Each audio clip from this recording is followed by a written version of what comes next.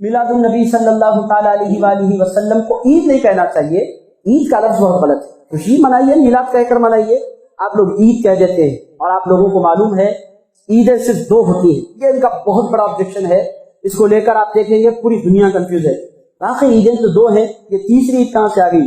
یہ سوال کرنے والے کرتے ہیں اور ہمارے بھائی پریشان ہو جاتے ہیں. میرے دوستو، عیدوں کے تصور کے بارے میں بھی میں آپ سے ایک بات پوچھتا ہوں. عید ہے کیا؟ عاد یعود سے بنا ہے، وہ دن جو پلٹ پلٹ کر آئے اس کو عید کہتے ہیں. اور اس دن جس دن خوشیاں ہوں. شریعت نے دو عیدیں رکھی ہیں، تیسری عید منانے کی اجازت نہیں دی جا سکتی. یہ ان لوگوں کا کہنا ہے. آپ ذرا احادیث مبارکہ کا جائزہ لیں، واقعی کیا عیدیں دو ہی ہیں یا اس سے زیادہ بھی ہیں؟ یہ بہت اہم سوال ہے، اور یہ سوال بہت اہم ہے. اور یہ سوال آپ لوگ ایک حدیث مبارک سن لیجیے، سوال خود بخود آپ کا خود بخود ختم ہو جائے گا. یہ حدیث مبارک کون سی کتاب کی ہے وہ بھی آپ بول دیتا ہوں. میرے دوستو، یہ حدیث مبارک ابو داؤد شریف کی حدیث مبارک ہے اور دیگر کتابوں بھی آئی ہے. یہ حدیث مبارک آپ ذرا غور سے اور توجہ سے سنیے گا. کیا ارشاد فرماتے ہیں حضور پاک علیہ الصلوۃ والسلام؟ ایک دن ہوا یہ کہ عید بھی آ گئی اور جمعہ کا دن بھی آ گیا. عید اور جمعہ کا دن ایک ساتھ جمع ہو گئے. حضور پاک علیہ الصلوۃ والسلام نے کیا ارشاد فرمایا؟ ارشاد فرمایا قد اجتمع فی یومکم ھذا عیدان. حضور ارشاد فرماتے ہیں لوگوں، آج کے دن تمہارے دنوں میں سے آج کے دن دو عیدیں ایک ساتھ جمع ہو گئی ہیں. فمن شاء اجزاہ من الجمعۃ وَإِنَّا مُجَمِّعُونَ. حضور پاک علیہ الصلوۃ والسلام ارشاد فرماتے ہیں کہ تم میں سے جو نماز جمعہ پڑھنا چاہے تو پڑھے، اور ہم نماز جمعہ ضرور پڑھیں گے. یہ کیا ہے؟ حضور پاک علیہ الصلوۃ والسلام ارشاد فرما رہے ہیں وہ دن عید کا دن تھا. حضور پاک علیہ الصلوۃ والسلام نے یہ نہیں کہا کہ عید کا دن ہی عید کا دن ہے. حضور فرماتے ہیں عید کا دن بھی عید کا دن ہے، اور جس دن جمعہ آ جائے وہ دن بھی عید کا دن ہے. یہ میں نہیں بول رہا ہوں، یہ حدیث مبارک ابو داؤد میں ہے، اور کتاب ہے کتاب الصلاۃ، اور چیپٹر ہے باب الجمعہ. حضرت اکرام عزیز دوستو، پتہ کیا چلا؟ دو عیدوں کے علاوہ ہر ہفتے مسلمانوں کی ایک عید ہوتی ہے، اس دن کا نام ہے جمعہ. ہمارے پاس آج کل جمعہ کی مبارکباد دی جاتی. کہاں سے مبارک جمعہ مبارک بولنا بدعت ہے، عید مبارک بولنا سنت ہے. اس واسطے سنت ہے کہ دو عیدیں ہیں. آپ کا علم ہاف نالج اس واسطے بولتے ہیں کبھی انسان کو نہیں ہونی چاہیے. جس طرح عید مبارک کہنا آپ لوگوں کے پاس سنت ہے، رسول پاک علیہ الصلوۃ والسلام نے جس طرح عیدین کو خوشیوں کا دن قرار دیا ہے، اسی طرح سرکار نے جمعہ کے دن کو بھی خوشیوں کا دن قرار دیا ہے. جمعہ کا دن بھی حضور ارشاد فرماتے ہیں عید کا دن ہے. اور جمعے کتنے آتے ہیں سال میں؟ 52 جمعے آتے ہیں، 52 جمعے ہر سال پابندی کے ساتھ آ جایا کرتے ہیں. کبھی ایک آدھ جمعہ بڑھ بھی جایا کرتا ہے. آپ ذرا غور فرمائیں، جب ہر جمعہ عید کا دن ہو سکتا ہے تو سرکار کی ولادت کا دن عید کا دن کیوں نہیں ہو سکتا؟ اور جمعہ کے بارے میں حضور پاک علیہ الصلوۃ والسلام سے پوچھا گیا سرکار یہ دن عید کا دن کیوں ہے؟ حضور نے ارشاد فرمایا لوگوں سنو، ہر چیز کے پیچھے کوئی نہ کوئی راز ہوتا ہے. جمعہ کے دن کو عید کا دن کیوں قرار دیا جا رہا ہے؟ حضور ارشاد فرماتے ہیں فیہ خلق آدم. اے لوگوں، جمعہ کا دن عید کا دن اس واسطے ہے کہ اس میں آدم پیدا کیے گئے تھے. حضور پاک علیہ الصلوۃ والسلام اشارہ دے رہے ہیں کہ لوگوں جب آدم کی ولادت کا دن عید ہو سکتا ہے تو مصطفیٰ کی ولادت کا دن عید کیوں نہیں ہو سکتا؟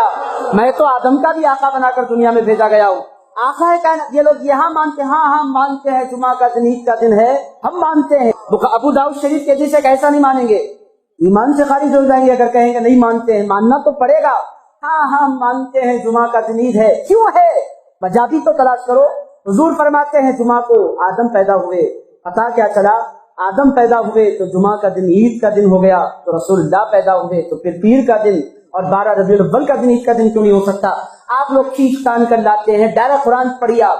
ہم ابو داؤد کی حدیث نہیں مانتے، ضعیف حدیث ہے یہ بھی بول سکتے ہیں. میں قرآن پیش کر دیتا ہوں تاکہ بات پورے کو ختم ہو جائے. حاضرین کرام اور عزیز دوستو، ان باتوں کو اپنے ذہن و دل میں بٹھائیے. قرآن کیا کہتا ہے؟ قرآن کہتا ہے حضرت عیسیٰ علیہ السلام نے اللہ کی بارگاہ میں دعا کی. ان کی امت نے ان سے خواہش کی تھی، کیا کہہ کر؟ اے عیسیٰ علیہ السلام، آپ اللہ کے پیغمبر ہیں، آپ دعا کیجئے کہ اللہ رب العزت آسمان سے ایک دسترخوان نازل فرما دے. آسمان سے دسترخوان نازل ہو.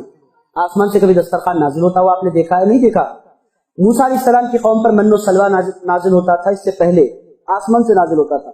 عیسیٰ علیہ السلام کی قوم نے ان ساری باتوں کو سن رکھا تھا کہ ایسے دسترخوان نازل ہوتا تھا.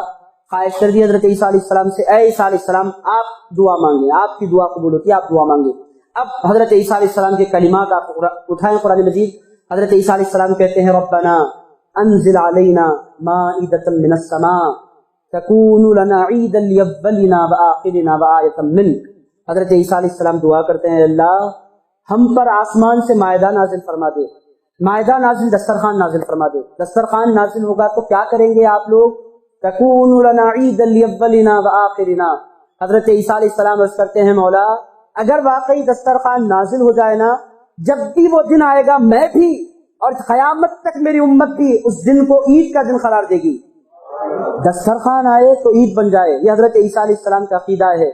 और मेरे दोस्तों, सरकार आए तो क्या हुआ? दस्तरखान नहीं आए, पूरी कायनात सरकार के उतरने पर उतर गई। जब दस्तरखान का नुज़ूल ईद के दिन का सबब बन सकता है, दस्तरखान के नुज़ूल की वजह से कोई दिन ईद करार दिया जा सकता है, कुरान ने क्यों बयान किया? कुरान ने इस बात से बयान किया कि लोगों को पता चले कि लोगों जब दस्तरखान नाजिल हो जाए वो दिन ईद का दिन है, तो जिस दिन हबीब रहमान नाजिल हो जाए वो दिन ईद का दिन क्यों नहीं हो सकता? आदम किराम और अजीज दोस्तों, पता क्या चल रहा है? पहली बात ये पता चली कि मीलाद बयान करना किसकी सुन्नत है? किसकी सुन्नत है? किसकी सुन्नत है? पूरा मजमा बोले किसकी सुन्नत है? अब आप डरेंगे कोई आपको पकड़े तो?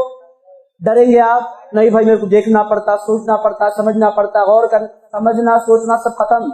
आप दरस हदीस में तशरीफ लाते हैं, सारी बातें कुरान से यहाँ पर की जाती हैं। मीलाद बयान करना किसकी सुन्नत है? अल्लाह शिर्क कर सकता है? नऊजुबिल्लाह, नऊजुबिल्लाह बोलिए। हाज़िरीन किराम, अल्लाह शिर्क कभी नहीं कर सकता। अल्लाह शिर्क को मिटाने के लिए अल्लाह रब्बुल इज्जत ने पैगंबरों को मबऊस फरमाया है। 1,24,000 कमोबेश पैगंबर और उन पर जितनी किताबें नाज़िल हुई, उसका वाहिद सबब यह था कि लोगों के दिलों से शिर्क को मिटा दिया जाए। वो परवरदिगार शिर्क की तालीम दे सकता है? पता क्या चला? मिलाद का बयान करना शिर्क नहीं हो सकता, ये अल्लाह की सुन्नत है। दूसरी बात ये पता चली, ईद बोलना, उसका जवाब भी कुरान ने दे दिया। और कुरान कहता है, जरा गौर करो, मायदा नाजिल हो जाए, दस्तरखान नाजिल हो जाए, वो दिन ईद का दिन करार दिया जा सकता है, तो फिर रसूल पाक की आमद का दिन ईद का दिन क्यों करार नहीं दिया जा सकता? ये बात तो पता क्या चला, ईद भी कहा जा सकता है, ईद मिलादुन नबी भी कहा जा सकता है। आपको ईद कहने से कोई रोक नहीं सकता। क्यों? कि आप कुरान आपको इजाजत देता है। रसूल पाक अलैहिस्सलाम जुमा को ईद करार देके लोगों को, कयामत तक के लोगों को पैगाम देते हैं कि लोगों, जिस दिन आदम पैदा हुए वो दिन ईद का दिन हो सकता है, तो मेरे मुस्तफा की आमद का दिन ईद का दिन क्यों नहीं हो सकता?